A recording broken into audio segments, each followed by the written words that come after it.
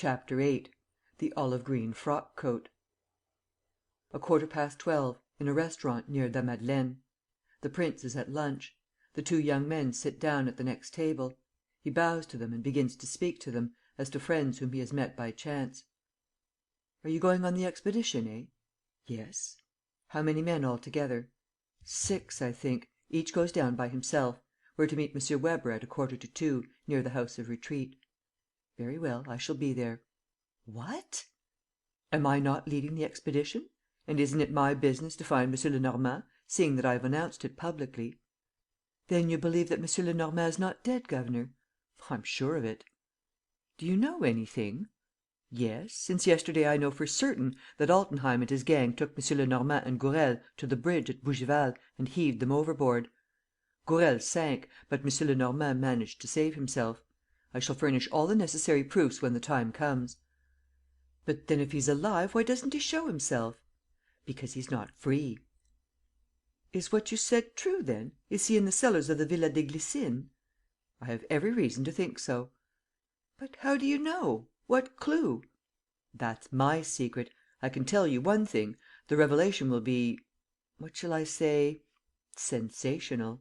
Have you finished?" "Yes." "My car is behind the Madeleine. Join me there." At Garches, Sernine sent the motor away, and they walked to the path that led to Geneviève's school. There he stopped. "Listen to me, lads. This is of the highest importance. You will ring at the House of Retreat. As inspectors, you have your right of entry, have you not? You will then go to the Pavillon Hortense, the empty one. There you will run down to the basement and you will find an old shutter, which you have only to lift to see the opening of a tunnel which I discovered lately and which forms a direct communication with the Villa des Glycines. It was by means of this that Gertrude and Baron Altenheim used to meet. And it was this way that M. Lenormand passed, only to end by falling into the hands of his enemies." "You think so, governor?" "Yes, I think so. And now the point is this: you must go and make sure that the tunnel is exactly in the condition in which I left it last night, that the two doors which bar it are open, and that there is still, in a hole near the second door, a parcel wrapped in a piece of black cloth which I put there myself." "Are we to undo the parcel?" "No, that's not necessary. It's a change of clothes. Go, and don't let yourselves be seen more than you can help. I will wait for you." 10 minutes later they were back. "The two doors are open," said one of the Doudevilles. "And the black cloth parcel?" "In its place near the second door." "Capital. It is 1:25.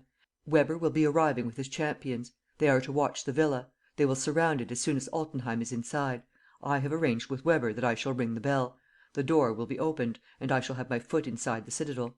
Once there, I have my plan. Come, I've an idea that we shall see some fun." And Sernine, after dismissing them, walked down the path to the school, soliloquizing as he went: "All bodes well. The battle will be fought on the ground chosen by myself. I am bound to win. I shall get rid of my two adversaries and I shall find myself alone engaged in the Kesselbach case. Alone, with two whacking trump cards, Pierre Leduc and Steinweg, besides the king, that is to say, Bibi. Only there's one thing: what is Altenheim up to? Obviously, he has a plan of attack of his own. On which side does he mean to attack me? And how does it come that he has not attacked me yet? It's rather startling. Can he have denounced me to the police?" He went along the little playground of the school. The pupils were at their lessons. He knocked at the door. "Ah, is that you?" said Mme. Ernemont, opening the door. "So you have left Geneviève in Paris?" "For me to do that, Geneviève would have to be in Paris," he replied. "So she has been, seeing that you sent for her." "What's that?" he exclaimed, catching hold of her arm. "Why, you know better than I!" "I know nothing! I know nothing! Speak!" "Didn't you write to Geneviève to meet you at the Gare Saint-Lazare?" "And did she go?" "Why, of course! You were to lunch together at the Hôtel Ritz. The letter. Show me the letter." She went to fetch it and gave it to him. "But, wretched woman, couldn't you see that it was a forgery? The handwriting is a good imitation, but it's a forgery. Any one can see that." He pressed his clenched hands to his temples with rage. "That's the move I was wondering about. Oh, the dirty scoundrel! He's attacking me through her. But how does he know? No, he doesn't know. He's tried it on twice now; and it's because of Geneviève, because he's taken a fancy to her. Oh, not that! Never! Listen, Victoire, are you sure that she doesn't love him? Oh, I'm losing my head! Wait! Wait, I must think. This isn't the moment. He looked at his watch. 25 minutes to 2. I have time. Idiot that I am! Time to do what? How do I know where she is? He walked up and down like a madman; and his old nurse seemed astounded at seeing him so excited, with so little control of himself. "After all," she said, "there is nothing to prove that she did not suspect the trap at the last moment. Where could she be? I don't know. Perhaps at Mrs. Kesselbach's. That's true, that's true. You're right!" he cried, filled with sudden hope. And he set out at a run for the House of Retreat. On the way, near the gate, he met the brothers Doudeville, who were entering the porter's lodge. The lodge looked out on the road, and this enabled them to watch the approaches to the Villa des Glycines. Without stopping, he went straight to the Pavillon de l'Impératrice, called Suzanne and told her to take him to Mrs. Kesselbach. "Geneviève?" he asked. "Geneviève? Yes, hasn't she been here?" "No, not for several days." "But she is to come, is she not?" "Do you think so?" "Why, I'm certain of it. Where do you think she is? Can you remember?" "It's no use my trying. I assure you that Geneviève and I had made no arrangement to see each other." And suddenly alarmed, "But you're not anxious, are you? Has anything happened to Geneviève?" "No, nothing." He had already left the room. An idea had occurred to him. Suppose Altenheim were not at the Villa des Glycines? Suppose the hour of the meeting had been changed? "I must see him," he said to himself. "I must, at all costs." And he ran along with a disordered air, indifferent to everything. But in front of the lodge he at once recovered his composure. He had caught sight of the deputy chief of the detective service talking to the brothers Doudeville in the garden. Had he commanded his usual acute discernment, he would have perceived the little start which M. Weber gave as he approached, but he saw nothing. "M. Weber, I believe?" he asked. "Yes. To whom have I the honour?" "Prince Sernine." "Ah, very good. Monsieur le Préfet de Police has told me of the great service which you are doing us, monsieur." "That service will not be complete until I have handed the ruffians over to you." "That won't take long. I believe that one of those ruffians has just gone in. A powerful looking man, with a swarthy complexion." "Yes, that's Baron Altenheim. Are your men here, M. Weber?" "Yes, concealed along the road, at 200 yards from this." "Well, M. Weber, it seems to me that you might collect them and bring them to this lodge. From here we will go to the villa. As Baron Altenheim knows me, I presume they will open the door to me and I will go in with you." "It's an excellent plan," said M. Weber. "I shall come back at once." He left the garden and walked down the road, in the opposite direction to the Villa des Glycines. Sernine quickly took one of the brothers Doudeville by the arm. "Run after him, Jacques. Keep him engaged. Long enough for me to get inside the Glycines. And then delay the attack as long as you can. Invent pretexts. I shall want 10 minutes. Let the villa be surrounded, but not entered. And you, Jean, go and post yourself in the Pavillon Hortense, at the entrance to the underground passage. If the baron tries to go out that way, break his head." The Doudeville moved away, as ordered. The prince slipped out and ran to a tall gate, barred with iron, which was the entrance to the Glycines. Should he ring? There was no one in sight. With one bound, he leapt upon the gate, placing his foot on the lock; and, hanging on to the bars, getting a purchase with his knees and hoisting himself up with his wrists, he managed, at the risk of falling on the sharp points of the bars, to climb over the gate and jump down. He found a paved courtyard, which he crossed briskly, and mounted the steps of a pillared peristyle, on which the windows looked out. These were all closed to the very top, with full shutters. As he stood thinking how he should make his way into the house, the door was half opened, with a noise of iron that reminded him of the door in the Villa Dupont, and Altenheim appeared. "I say, prince, is that the way you trespass on private property? I shall be forced to call in the gendarmes, my dear fellow." Sernine caught him by the throat and, throwing him down on a bench: "Geneviève? Where is Geneviève? If you don't tell me what you've done with her, you villain. ..." "Please observe," stammered the baron, "that you are making it impossible for me to speak." Sernine released his hold of him: "To the point, and look sharp. Answer. Geneviève?" "There is one thing," replied the baron, "which is much more urgent, especially where fellows like you and me are concerned, and that is to feel one's self at home." And he carefully closed the front door, which he barricaded with bolts. Then, leading Sernine to the adjoining drawing room, a room without furniture or curtains, he said: "Now, I'm your man. What can I do for you, prince?" "Geneviève?" "She is in perfect health." "Ah, so you confess?" Of course. I may even tell you that your imprudence in this respect surprised me. Why didn't you take a few precautions? It was inevitable." "Enough! Where is she?" "You are not very polite." "Where is she?" "Between four walls, free." "Free?" "Yes, free to go from one wall to another." "Where? Where?" "Come, prince, do you think I should be fool enough to tell you the secret by which I hold you? You love the little girl." "Hold your tongue!" shouted Sernine, beside himself. "I forbid you." "What next? Is there anything to be ashamed of?" "I love her myself and I have risked." He did not complete his sentence, frightened by the terrific anger of Sernine, a restrained, dumb anger that distorted the prince's features. They looked at each other for a long time, each of them seeking for the adversary's weak point. At last, Sernine stepped forward and, speaking very distinctly, like a man who is threatening rather than proposing a compact: "Listen to me," he said. "You remember the offer of partnership which you made me? The Kesselbach business for the two of us. We were to act together. We were to share the profits. I refused. To day, I accept." "Too late." "Wait. I accept more than that. I give the whole business up. I shall take no further part in it. You shall have it all. If necessary, I'll help you." "What is the condition?" "Tell me where Geneviève is." The baron shrugged his shoulders: "You're drivelling, Lupin. I'm sorry for you ... at your age." There was a fresh silence between the two enemies, a terrible silence. Then the baron sneered: "All the same, it's a holy joy to see you like that, snivelling and begging. I say, it seems to me that the private soldier is giving his general a sound beating." "You ass!" muttered Sernine. "Prince, I shall send you my seconds this evening, if you are still in this world." "You ass!"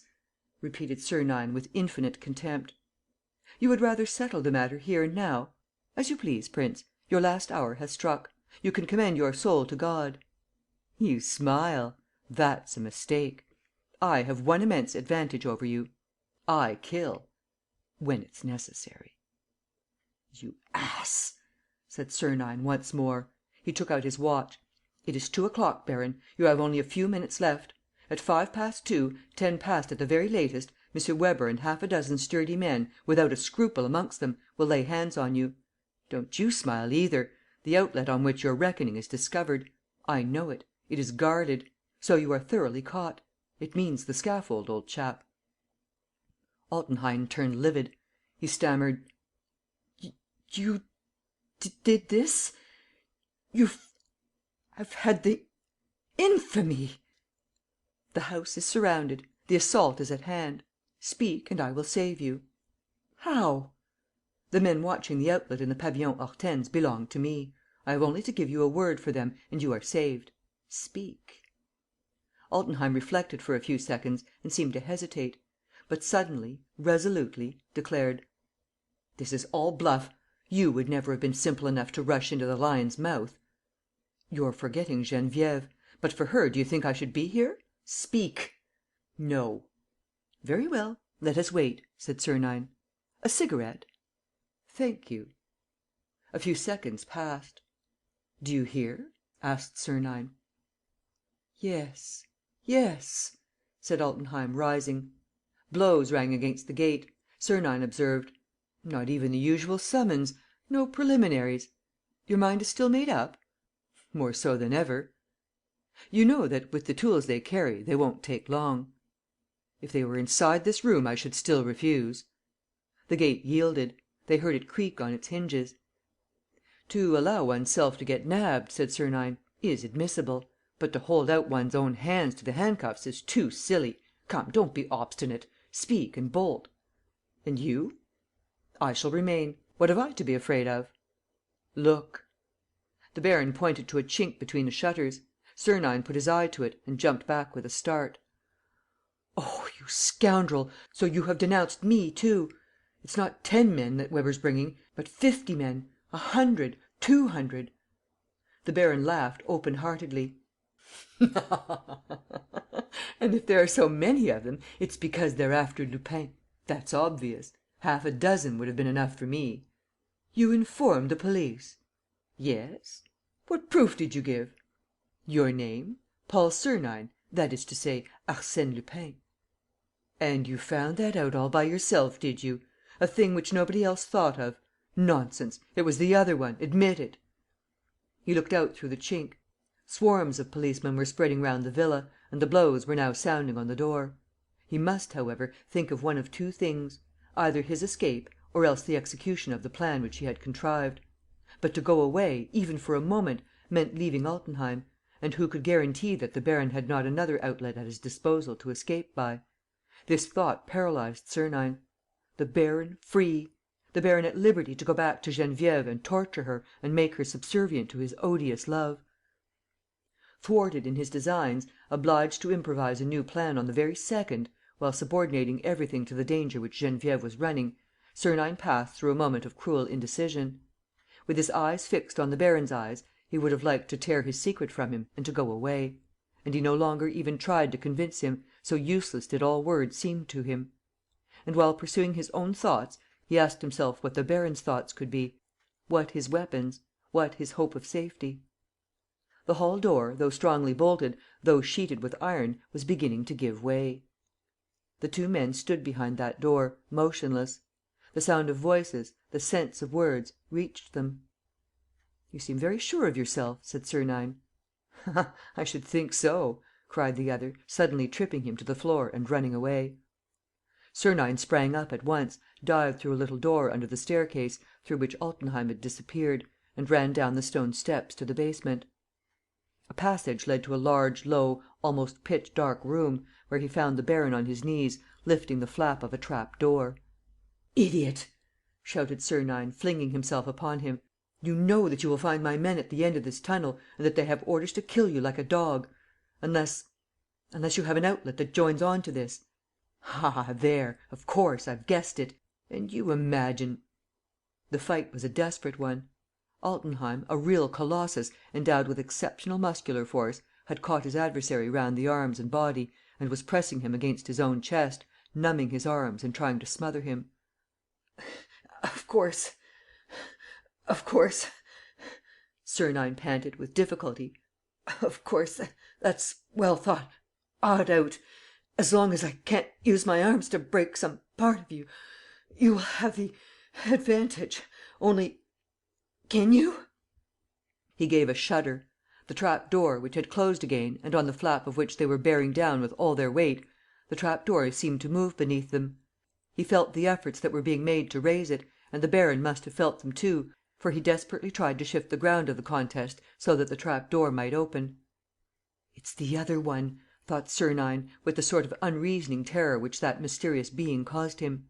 "It's the other one. If he gets through, I'm done for." By dint of imperceptible movements, Altenheim had succeeded in shifting his own position, and he tried to drag his adversary after him. But Sernine clung with his legs to the baron's legs, and at the same time, very gradually, tried to release one of his hands. Above their heads, great blows resounded, like the blows of a battering ram. "I have 5 minutes," thought Sernine. "In 1 minute this fellow will have to ..." Then, speaking aloud, "Look out, old chap! Stand tight!" He brought his two knees together with incredible force. The baron yelled, with a twisted thigh. Then Sernine, taking advantage of his adversary's pain, made an effort, freed his right arm and seized him by the throat. "That's capital! We shall be more comfortable like this. No, it's not worth while getting out your knife. If you do, I'll wring your neck like a chicken's. You see, I'm polite and considerate. I'm not pressing too hard, just enough to keep you from even wanting to kick about." While speaking, he took from his pocket a very thin cord and, with one hand, with extreme skill, fastened his wrists. For that matter, the baron, now at his last gasp, offered not the least resistance. With a few accurate movements, Sernine tied him up firmly. "How well you're behaving! What a good thing! I should hardly know you. Here, in case you were thinking of escaping, I have a roll of wire that will finish off my little work. The wrists first. Now the ankles. That's it. By Jove, how nice you look!" The baron had gradually come to himself again. He spluttered: "If you give me up, Geneviève will die." "Really? And how? Explain yourself." "She's locked up. No one knows where she is. If I'm put away, she will die of starvation." Sernine shuddered. He retorted: "Yes, but you will speak." "Never!" "Yes, you will speak. Not now, it's too late. But to night." He bent down over him and, whispering in his ear, said: "Listen, Altenheim, and understand what I say. You'll be caught presently. To night, you'll sleep at the Dépôt. That is fatal, irrevocable. I myself can do nothing to prevent it now. And to morrow they will take you to the Santé and, later, you know where. Well, I'm giving you one more chance of safety. To night, you understand, I shall come to your cell at the Dépôt and you shall tell me where Geneviève is. 2 hours later, if you have told the truth, you shall be free. If not, it means that you don't attach much value to your head." The other made no reply. Sernine stood up and listened. There was a great crash overhead. The entrance door yielded. Footsteps beat the flags of the hall and the floor of the drawing room. M. Weber and his men were searching. "Good bye, baron. Think it over until this evening. The prison cell is a good counsellor." He pushed his prisoner aside, so as to uncover the trapdoor, and lifted it. As he expected, there was no longer any one below on the steps of the staircase. He went down, taking care to leave the trapdoor open behind him, as though he meant to come back. There were 20 steps, at the bottom of which began the passage through which M. Lenormand and Gourel had come in the opposite direction. He entered it and gave an exclamation. He thought he felt somebody's presence there. He lit his pocket lantern. The passage was empty. Then he cocked his revolver and said aloud: "All right, I'm going to fire." No reply. Not a sound. "It's an illusion, no doubt," he thought. "That creature is becoming an obsession. Come, if I want to pull off my stroke and win the game, I must hurry. The hole in which I hid the parcel of clothes is not far off. I shall take the parcel and the trick is done. And what a trick! One of Lupin's best." He came to a door that stood open and at once stopped. To the right was an excavation, the one which M. Lenormand had made to escape from the rising water. He stooped and threw his light into the opening. "Oh!" he said, with a start. "No, it's not possible. Doudeville must have pushed the parcel farther along." But search and pry into the darkness as he might, the parcel was gone; and he had no doubt but that it was once more the mysterious being who had taken it. What a pity! The thing was so neatly arranged. The adventure would have resumed its natural course and I should have achieved my aim with greater certainty. As it is, I must push along as fast as I can. Doudeville is at the Pavillon Hortense. My retreat is ensured. No more nonsense. I must hurry and set things straight again, if I can. And we'll attend to him afterward. Oh, he'd better keep clear of my claws, that one!" But an exclamation of stupor escaped his lips. He had come to the other door; and this door, the last before the garden house, was shut. He flung himself upon it. What was the good? What could he do? "This time," he muttered, "I'm badly done." And, seized with a sort of lassitude, he sat down. He had a sense of his weakness in the face of the mysterious being. Altenheim hardly counted; but the other, that person of darkness and silence, the other loomed up before him, upset all his plans and exhausted him with his cunning and infernal attacks. He was beaten. Weber would find him there, like an animal run to earth, at the bottom of his cave. "Ah, no!" he cried, springing up with a bound. "No! If there were only myself, well and good. But there is Geneviève who must be saved to night. After all, the game is not yet lost. If the other one vanished just now, it proves that there is a second outlet somewhere near. Come, come, Weber and his merry men haven't got me yet." He had already begun to explore the tunnel and, lantern in hand, was examining the bricks of which the horrible walls were formed, when a yell reached his ears, a dreadful yell that made his flesh creep with anguish. It came from the direction of the trapdoor; and he suddenly remembered that he had left the trapdoor open, at the time when he intended to return to the Villa des Glycines. He hurried back and passed through the first door. His lantern went out on the road, and he felt something, or rather somebody, brush past his knees, somebody crawl along the wall. And, at that same moment, he had a feeling that this being was disappearing, vanishing, he knew not which way. Just then his foot knocked against a step.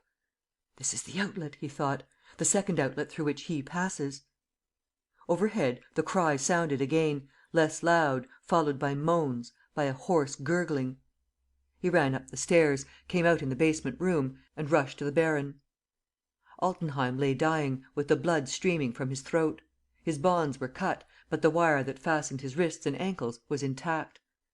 His accomplice, being unable to release him, had cut his throat.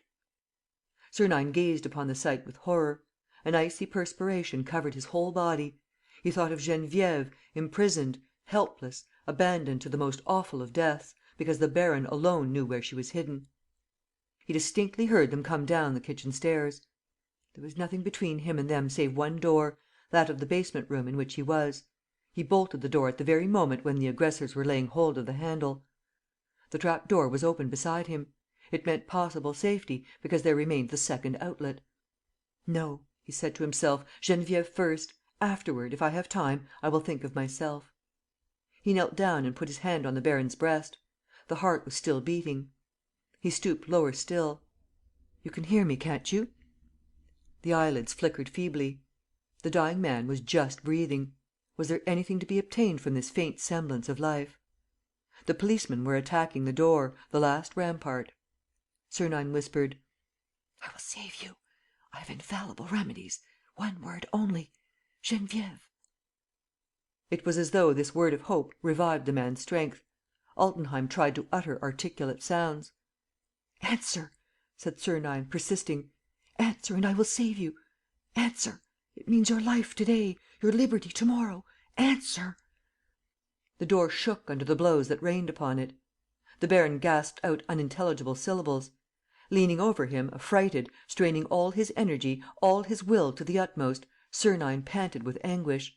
He no longer gave a thought to the policeman, his inevitable capture, prison, but Geneviève, Geneviève dying of hunger, whom one word from that villain could set free. "Answer! You must!" He ordered and entreated by turns. Altenheim stammered, as though hypnotized and defeated by that indomitable imperiousness: "Rivoli." "Rue de Rivoli, is that it? You have locked her up in a house in that street, eh? Which number?" A loud din, followed by shouts of triumph. The door was down.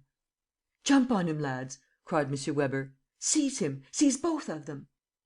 And Sernine, on his knees: "The number! Answer! If you love her, answer! Why keep silence now?" 27, whispered the baron. Hands were laid on Sernine. 10 revolvers were pointed at him. He rose and faced the policeman, who fell back with instinctive dread. "If you stir, Lupin," cried M. Weber, with his revolver levelled at him, "I'll blow out your brains." "Don't shoot," said Sernine solemnly. "It's not necessary. I surrender." "Humbug! This is another of your tricks." "No," replied Sernine. "The battle is lost. You have no right to shoot. I am not defending myself." He took out 2 revolvers and threw them on the floor. "Humbug!" M. Weber repeated, implacably. "Aim straight at his heart, lads. At the least movement, fire. At the least word, fire." There were 10 men there. He placed 5 more in position. He pointed their 15 right arms at the mark. And, raging, shaking with joy and fear, he snarled: "At his heart!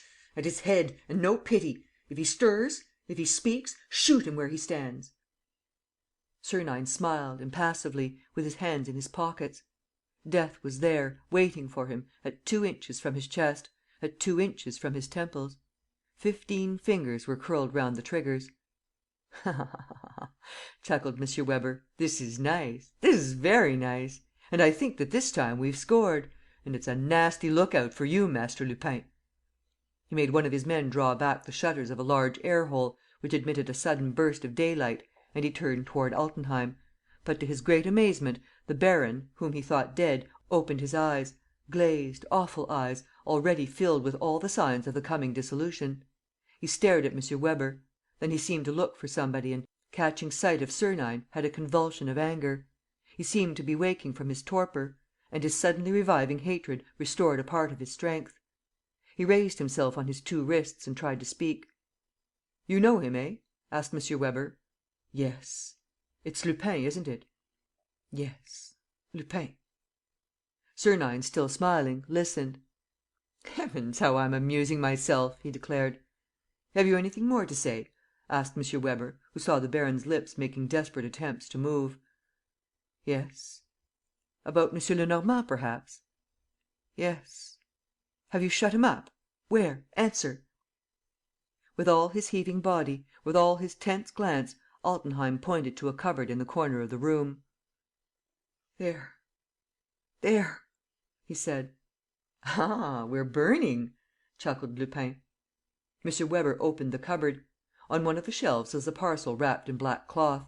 He opened it and found a hat, a little box, some clothes. He gave a start. He had recognized M. Lenormand's olive green frock-coat. "Oh, the villains!" he cried. "They have murdered him!" "No," said Altenheim, shaking his head. "Then it's he. What do you mean by he? Did Lupin kill the chief?" "No." Altenheim was clinging to existence with fierce obstinacy, eager to speak and to accuse. The secret which he wished to reveal was at the tip of his tongue, and he was not able, did not know how to translate it into words. "Come," the deputy chief insisted. "M. Lenormand is dead, surely?" "No." "He's alive?" "Yes." "I don't understand. Look here, these clothes, this frock-coat. ..." Altenheim turned his eyes towards Sernine. An idea struck M. Weber. "Ah, I see! Lupin stole M. Lenormand's clothes and reckoned upon using them to escape with." "Yes, yes." "Not bad!" cried the deputy chief. "It's quite a trick in his style. In this room we should have found Lupin disguised as M. Lenormand, chained up, no doubt.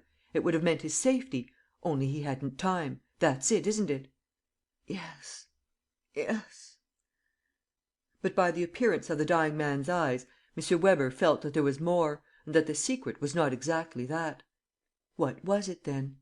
What was the strange and unintelligible puzzle which Altenheim wanted to explain before dying? He questioned him again: "And where is M. Lenormand himself?" "There." "What do you mean? Here?" "Yes." "But there are only ourselves here."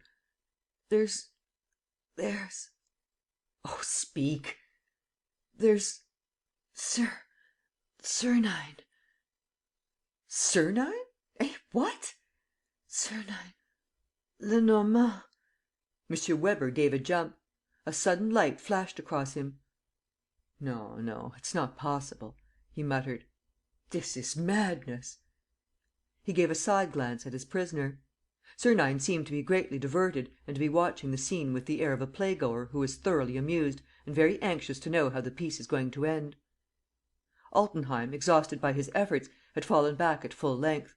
Would he die before revealing the solution of the riddle which his strange words had propounded? M. Weber, shaken by an absurd, incredible surmise, which he did not wish to entertain and which persisted in his mind in spite of him, made a fresh, determined attempt: "What's at the bottom of it? What mystery?" The other seemed not to hear and lay lifeless, with staring eyes. M. Weber lay down beside him, with his body touching him, and putting great stress upon his words so that each syllable should sink down to the very depths of that brain already merged in darkness, said: "Listen. I have understood you correctly, have I not? Lupin and M. Lenormand. ..." He needed an effort to continue, so monstrous did the words appear to him. Nevertheless, the baron's dimmed eyes seemed to contemplate him with anguish. He finished the sentence, shaking with excitement, as though he were speaking blasphemy: "That's it, isn't it? You're sure? The two are one and the same?" The eyes did not move. A little blood trickled from one corner of the man's mouth. He gave 2 or 3 sobs, a last spasm, and all was over. A long silence reigned in that basement room filled with people. Almost all the policemen guarding Sernine had turned round and, stupefied, not understanding or not willing to understand, they still listened to the incredible accusation which the dying scoundrel had been unable to put into words. M. Weber took the little box which was in the parcel and opened it. It contained a gray wig, a pair of spectacles, a maroon-coloured neckerchief and, in a false bottom, a pot or two of make-up and a case containing some tiny tufts of gray hair: in short, all that was needed to complete a perfect disguise in the character of M. Lenormand. He went up to Sernine and, looking at him for a few seconds without speaking, thoughtfully reconstructing all the phases of the adventure, he muttered: "So it's true." Sernine, who had retained his smiling calmness, replied: "The suggestion is a pretty one and a bold one. But, before I answer, tell your men to stop worrying me with those toys of theirs." "Very well," said M. Weber, making a sign to his men. "And now answer." "What?" "Are you M. Lenormand?" "Yes." Exclamations arose. Jean Doudeville, who was there, while his brother was watching the secret outlet, Jean Doudeville, Sernine's own accomplice, looked at him in dismay. M. Weber stood undecided. "That takes your breath away, eh?" said Sernine. "I admit that it's rather droll. Lord, how you used to make me laugh sometimes, when we were working together, you and I, the chief and the deputy chief, and the funniest thing is that you thought our worthy M. Lenormand dead, as well as poor Gourel. But no, old chap, there's life in the old dog yet." He pointed to Altenheim's corpse. "There, it was that scoundrel who pitched me into the water, in a sack, with a paving stone round my waist. Only he forgot to take away my knife; and with a knife one rips open sacks and cuts ropes. So you see, you unfortunate Altenheim, if you had thought of that, you wouldn't be where you are. But enough said. Peace to your ashes." M. Weber listened, not knowing what to think. At last he made a gesture of despair, as though he gave up the idea of forming a reasonable opinion. "The handcuffs," he said, suddenly alarmed. "If it amuses you," said Sernine. And, picking out Doudeville in the front row of his assailants, he put out his wrists. "There, my friend, you shall have the honour. And don't trouble to exert yourself. I'm playing square, as it's no use doing anything else." He said this in a tone that gave Doudeville to understand that the struggle was finished for the moment, and that there was nothing to do but submit. Doudeville fastened the handcuffs. Without moving his lips or contracting a muscle of his face, Sernine whispered: "27 Rue de Rivoli, Geneviève." M. Weber could not suppress a movement of satisfaction at the sight. "Come along," he said, "to the detective office." "That's it, to the detective office!" cried Sernine. "M. Lenormand will enter Arsène Lupin in the jail book; and Arsène Lupin will enter Prince Sernine." "You're too clever, Lupin." "That's true, Weber. We shall never get on, you and I." During the drive in the motor car, escorted by 3 other cars filled with policemen, he did not utter a word. They did not stay long at the detective office. M. Weber, remembering the escapes effected by Lupin, sent him up at once to the finger print department, and then took him to the Dépôt, whence he was sent on to the Santé prison. The governor had been warned by telephone and was waiting for him. The formalities of the entry of commitment and of the searching were soon got over, and at 7 o'clock in the evening Prince Paul Sernine crossed the threshold of cell 14 in the second division. "Not half bad, your rooms," he declared. "Not bad at all. Electric light, central heating, every requisite. Capital. Mr. Governor, I'll take this room." He flung himself on the bed. "Oh, Mr. Governor, I have one little favour to ask of you." "What is that?" "Tell them not to bring me my chocolate before 10 o'clock in the morning. I'm awfully sleepy." He turned his face to the wall. 5 minutes later, he was sound asleep. Chapter 9.